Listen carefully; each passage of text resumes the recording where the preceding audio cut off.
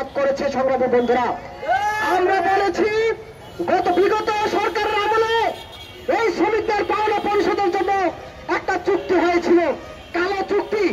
সেই চুক্তি আমরা বলেছি এই চুক্তি শ্রমিকরা মানে না, কিন্তু অন্তর্বর্তীকালীন সরকার সেই চুক্তি বহাল রেখেছে।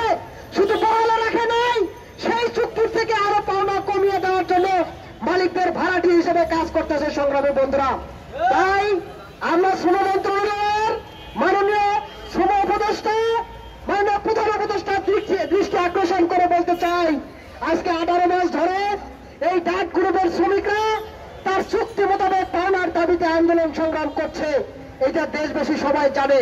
একাধিকবার এই প্রেস ক্লাবে এসেছে, একাধিকবার শ্রমভবন ঘেরাও করেছে, একাধিকবার মালিকদের সংগঠন বিজিএমই ঘেরাও করেছে, কিন্তু আজও পর্যন্ত সরকার কিংবা গার্মেন্টস মালিকদের কানে পানি যায় নাই।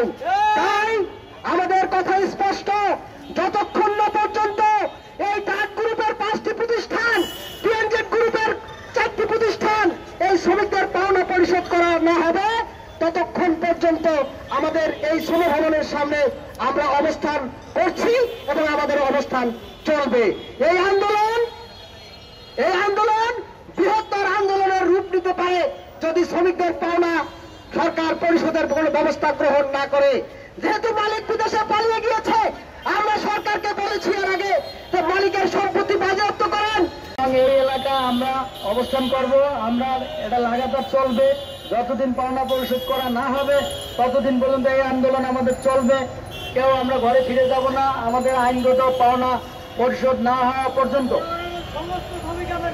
আমরা 14,000 শ্রমিক ডাক গ্রুপের তারা প্রত্যেকেই এখানে চলে আসবে। আমরা চাই এই আন্দোলন কঠিন অবস্থার দিকে না যাওয়ার আগেই সরকার একটা দ্রুত আজকের দিনের মধ্যে একটা ব্যবস্থা নেওয়া হোক সরকারের পক্ষ থেকে, শ্রম মন্ত্রণালয়ের পক্ষ থেকে, শ্রম উপদেষ্টার পক্ষ থেকে। সেটা সরকার পারে। আমরা পরামর্শ দিতে চাই, সরকার এই মালিকের অনেক সম্পদ রয়েছে।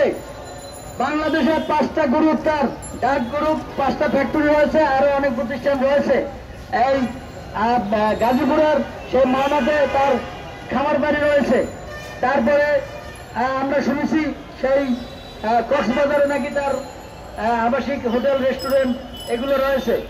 এরপরে গাজীপুর সহ তাদের 5টা প্রতিষ্ঠান রয়েছে।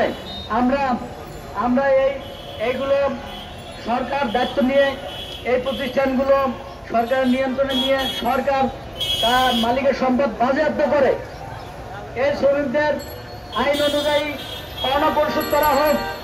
চুক্তি যেটা করা হয়েছে সেই চুক্তি আইনের অর্ধেক, সেটাও শ্রমিকরা মেনে নিয়েছিল, কিন্তু 18 মাস কেন আন্দোলন করা লাগলো?